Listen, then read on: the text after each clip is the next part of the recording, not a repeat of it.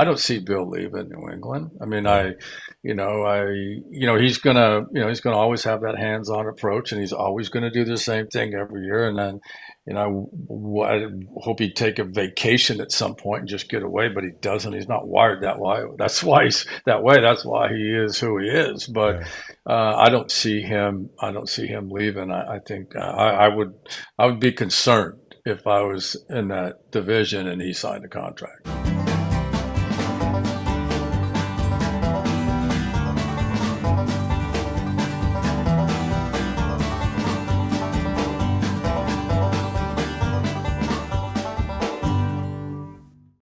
Little treat for you coming off the NFL Week 7 slate.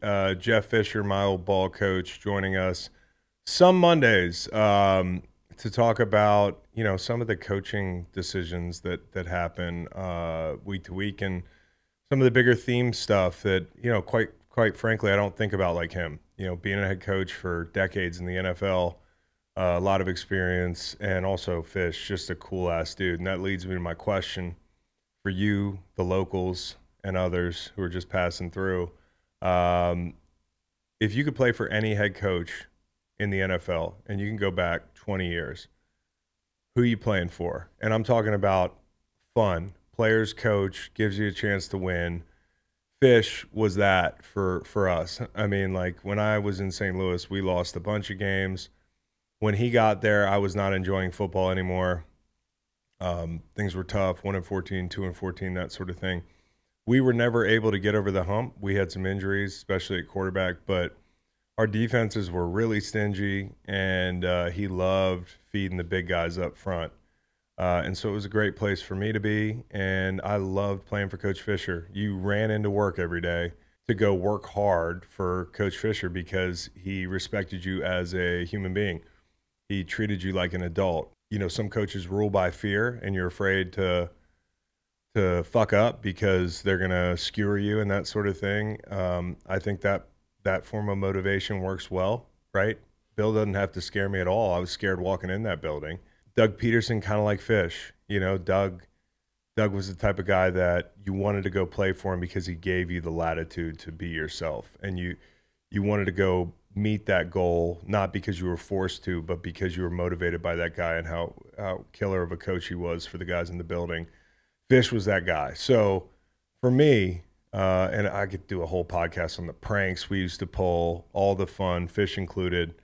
The question would be to you, the fans, the locals, and otherwise, who would you play for? Go back, turn of the century. If you could play for one coach, who do you think you'd enjoy playing for the most?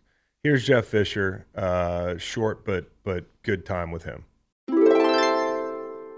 All right, without further ado, I get my old ball coach joining me. This is where I get to ask a head coach questions because, I break down these games on Sunday. I'm seeing it all through a player's lens, but I get Coach Fisher in here. And I guess the first question I'll ask you, Coach, is have you been watching a lot? Or do you watch a lot of NFL on Sundays now, or do you just spend all your time outside? Well, I trust me, I'm outside, but I try to peek in here and there and then get Yeah, as much as I can. If it's a good matchup, then I'll go. I'll figure out when there's 2 minutes left and watch the last 2 minutes of the half or yeah, 2 minutes, at the end of the game, stuff like that, just to look at the different mindsets as they relate to clock management and things yeah, like that. But yeah, I'm following it, but I can't. I didn't see all the plays. You try to get the highlights and stuff. I mean, I give you an example.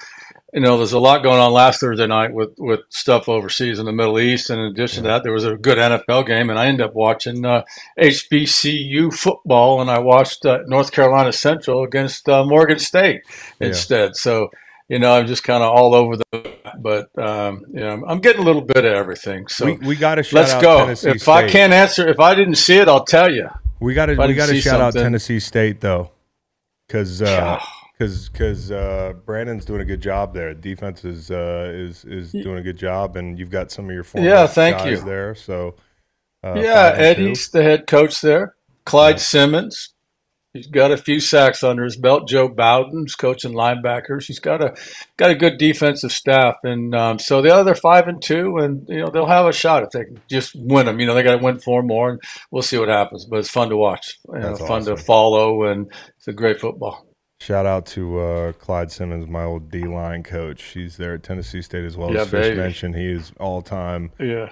legend in Philly. That D-line group was awesome. We were talking about Philly a little bit ago before you came on, because your question to me was like, how much would you like to rush Sam Howell right now? Because we talk about this all the time. When you look at pressures, like they tell the story, but sometimes against certain offenses, you could have like 12, 15 pressures in a game. And a lot of those pressures might be because somebody's holding onto the ball, and Sam seems to be a guy that holds onto the ball. You had an interesting anecdote because he might break the record for sacks in a season.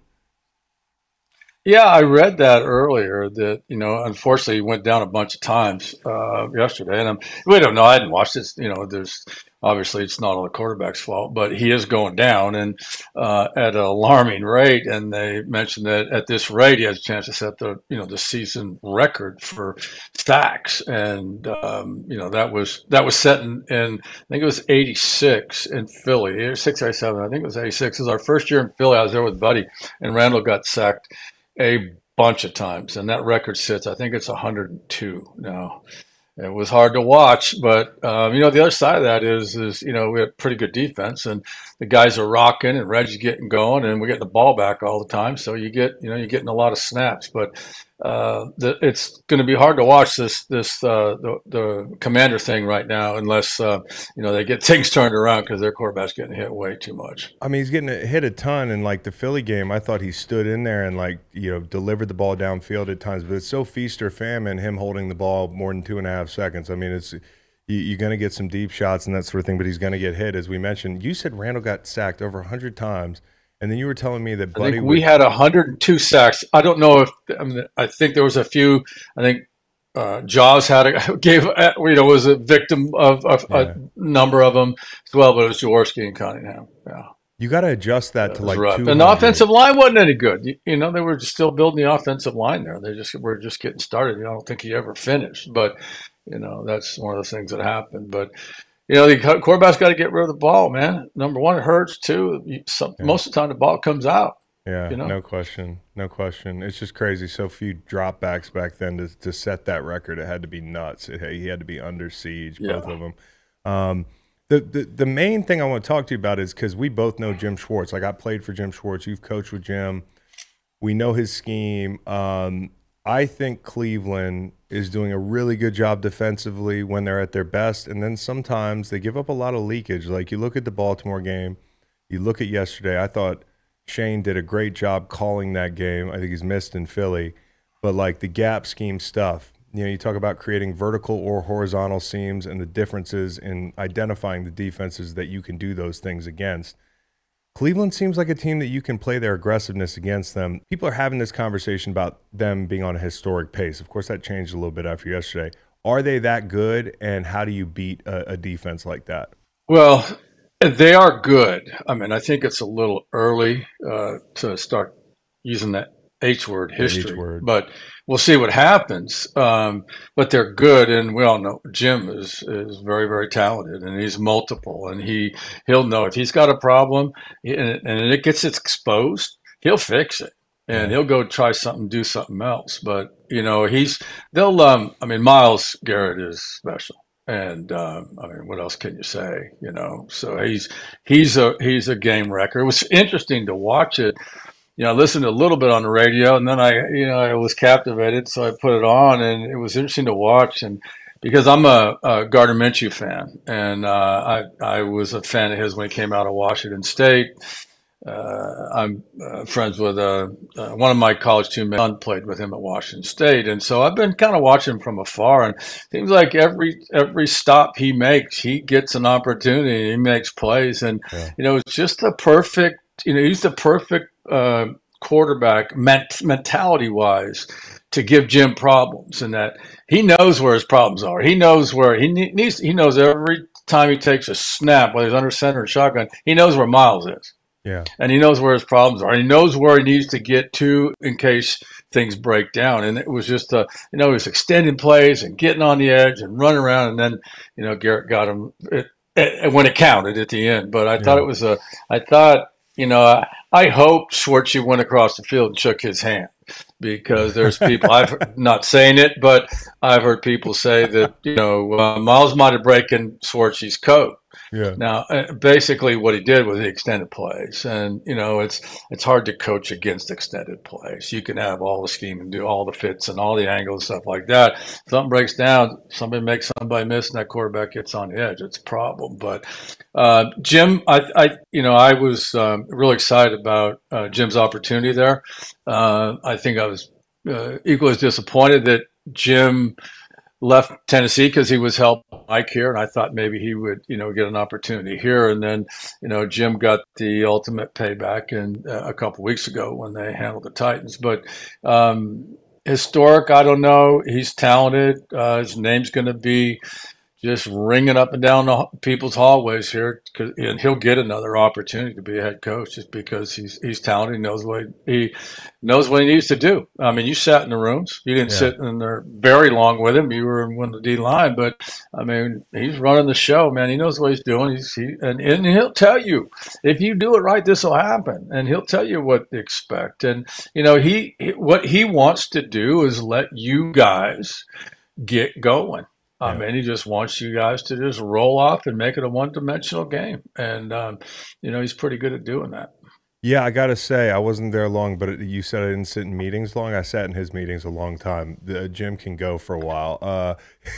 Well, I meant, I didn't. No, I know. You're 24 hours of meeting, 100% of meetings. You're in your D-line meeting. Jim's going to tell you what to do, and you're going to go, yeah, okay, we're going to go in there and figure it out. But Saturday no, I know. He likes though. to meet. Saturday night, though, we'd be in there, and the whole defense would be in there, and I'm like, Jim, my back hurts. I've been sitting in here about an hour here, and you talk to these defensive backs. But now Greg's meetings. Yeah, you know how we were Saturday nights, man. I mean, if you can't get it done before Saturday night and have fun Saturday night, then come on, let it go. I mean, a couple reminders Sunday in the locker room and things like that are good, but Saturday night's your time to smile and laugh and realize how lucky you are and enjoy your teammates, man. No question. We still found a way to do that.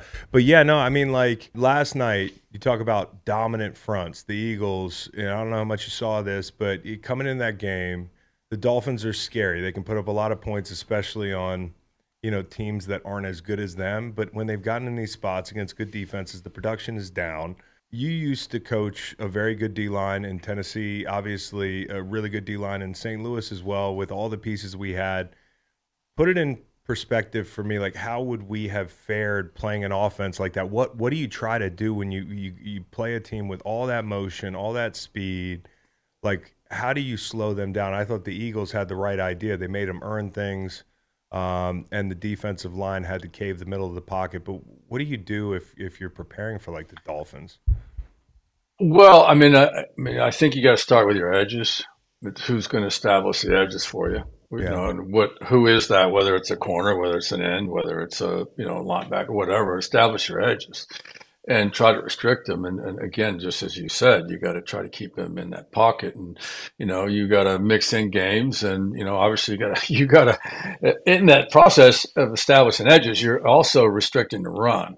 Yep. So, and then outside, you're going to have to take some chances. You're going to have to win some matchups because you're going to have to get an extra guy, whether it's a mismatch with a tight end on somebody, or whether it's the quarterback's legs. You're going to have to get an extra guy. So you're going to ask a little extra of some other guys. And when they get those matchups, like Philly gets a matchup on offense. Yeah.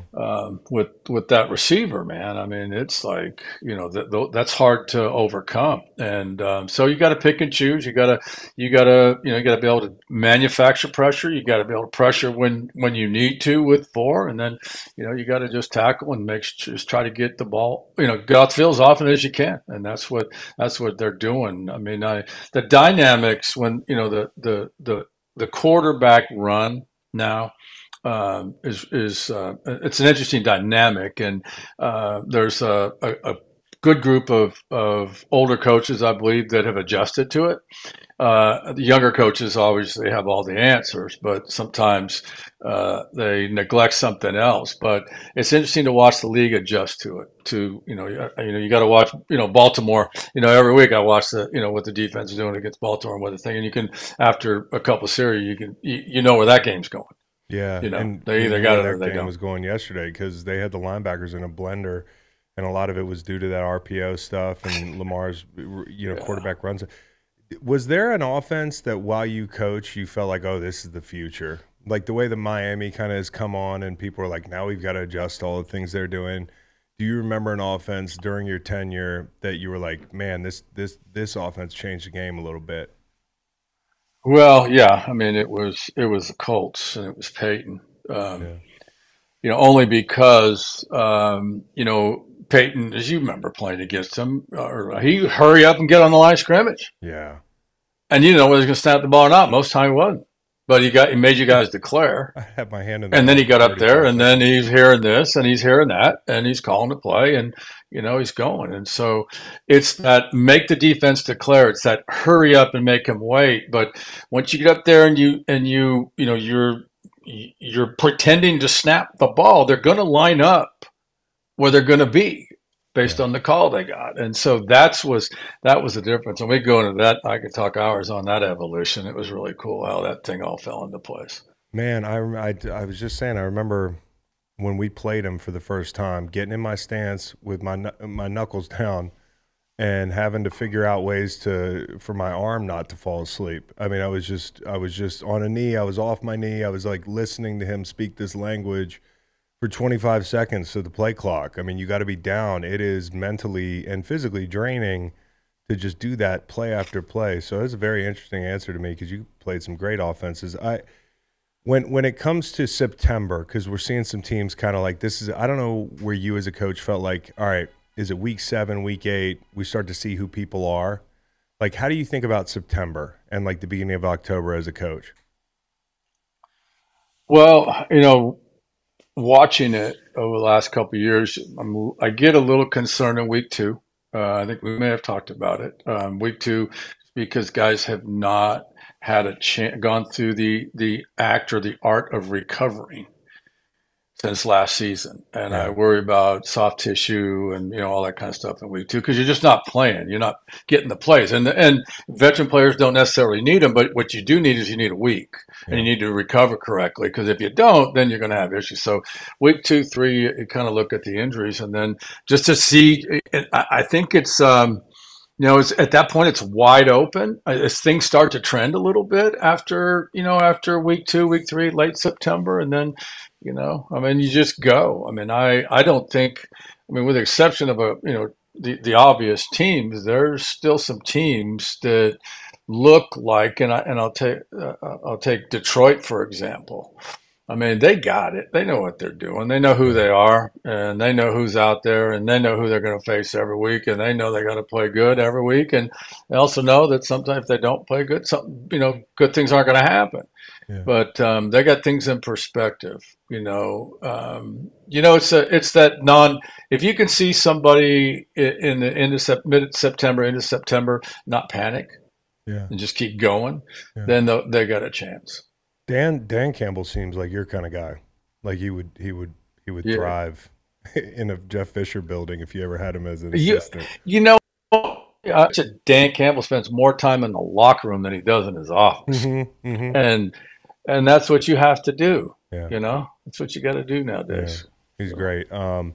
When you talk about we're going to near the trade deadline coming up, drawing from your experience as a coach, how does that process go? Because I know like sometimes a player doesn't get traded and people say, oh, they decided not to trade this player at the deadline this year, but there could have been a bunch of calls out.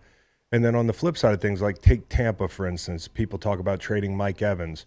Well, they're trending down. They're kind of coming back down to earth for a minute there. You're like, well, we might need him. Well, maybe we'll move him. How does that go like internally upstairs? And I mean, coaches, where you're like, we've ID'd some guys that we're thinking about moving. We're fielding calls, and you never know what happens there. But when do you decide, like, and how does that decision come about that you are going to move a guy? I can't remember doing one during the season. Yeah. We may have acquired a player that was out there, Mm-hmm. or and several of them, I would imagine. But I mean, it was like Case. I mean, we got Case back. Houston took Case from us off our practice squad, and I got him, but that was during the off season. But um, it's it's a difficult scenario situation because go to Mike Evans, for example. Why are they going to do that? What's the reason? Get Why is the something for club him. get something for him because he's in the last year of his contract right now, and somebody may need a receiver to put them over the edge and da da da da da. I get that, but Kevin you Byard just got know, traded. Holy shit, coach. Kevin Byard from the yeah, Titans just got traded to my Eagles as we speak. We're talking about trades that just popped up on the Pat McAfee show. That's huge. Go ahead, sorry. yeah, that is huge. There was some talk around here. He's been great for this franchise. I mean, he's a local guy at MTSU and just great for this franchise. And is playing. He played at such a high level. It's hard now for him because he's doing so much in that defense because he's got so many young guys that aren't, he's getting everybody lined up and the ball snapped. Ordinarily speaking, if they're experienced back there, they're getting themselves lined up, everybody's looking, everybody knows what's going on, and now they're anticipating and going out and making a play. Kevin's not being able to make those plays because of that. And I'd say that right now, based on the Titans' record and where they are as a team, and Philly and where they are, Philly's going to benefit from this trade and use the immediate help. Yeah. Okay. It's interesting that they're still doing it with the Eagles because they traded a pretty good wide receiver to the Eagles who set franchise records. Coach, when it comes to Bill, like people made a big deal about Bill, the way the season's gone. Belichick, of course, I think he's awesome. I mean, I played for Bill for, a year, short stint. I had a lot of respect for him. I thought he taught the game, like every position, the way you used to go through situational football, and I'd learn things from you that I just hadn't thought about before. Like he did that, at a really high level, and I enjoyed playing for him. Now this year, they're not as good. They haven't been as good since Tom, but I also think the game's changed a lot. You talk about older coaches adjusting, like he's got to make those adjustments too. I thought we were going to hear people calling for his job, and people already were, but it sounded like on Sunday some news broke that they did a deal in the offseason. What do you make of the whole Belichick thing as time kind of winds down here? And he's trying to approach a couple. He hit the 300th win yesterday. He's trying to set the all-time record, that sort of thing. People are like, will he set it in New England? Do you see Bill long-term in New England, not knowing anything about the job, the deal, but do you think that he can make this adjustment and get back on the winning track in New England? Oh yeah, yeah, I do. There's probably people out there that don't, but I do. I mean, I don't see Bill going someplace other than New England. He's going to always have that hands-on approach, and he's always going to do the same thing every year. And then, I hope he'd take a vacation at some point and just get away, but he doesn't. He's not wired that way. That's why he's that way. That's why he is who he is. But Yeah. I don't see him. I don't see him leaving. I think I would be concerned if I was in that division and he signed a contract. Have you have you seen teams like holding on to really good assistants, like bracing for? Because I know they've kept Mayo around. I know they've kept some people around that maybe you thought would get other jobs. They're kind of in this limbo. Have you ever seen that where you're like, okay, they're keeping this guy around, they want to succeed, this coach with another one? In this case, obviously, with the new deal, it's not the case, but have you kind of kept an eye on that at different turns? Yeah, I mean, over time, you want to keep your good assist. You want to keep all your assistants, Yeah. but you also understand you want to. I also you want them to be able to promote themselves as Right. well. But so that's where I think Bill looks out. I mean, you look at the guys that have come through, his program and gone on and done great things and have opportunities because of their success. There's been many, and so why go someplace else? And Yeah. and why not just stay there and wait for the right opportunity is what they need to do. But it's again, this is a topic for we could go on forever about Yeah. this. I just think you um, you know, ownership, and they know. I mean, obviously, it happens year after year after year. You go out and you hire the top coordinator, which is great. You know, are deserving of it, but that top coordinator is a top coordinator because he had good players, Yeah. really good players probably, and now you go coordinate someplace else and take on that other role, the major role, which is the head coach, where you're 2 and 14 or whatever you are, because there's a coaching change. You got to build your team, and that's all well and good. I get frustrated that some of these guys aren't getting opportunities Yeah. to take advantage of the initial offer was to build a team, go win a championship, and you just don't do it overnight. You know. All right. Well, Coach Fish is going to join us some Mondays to talk about some of the coaching minded situations that pop up. I'm just a dumb player, man. I just look at the game through my lens, Coach. So it's nice to have you in. It's good catching up with my buddy. Appreciate it, Coach. Hey, I always appreciate the opportunity. I've been traveling. I've been in the mountains. I've been a long ways away, but I'm back. So Good. I'll look forward to it. It's time Good. to get into the league, see what's shaking.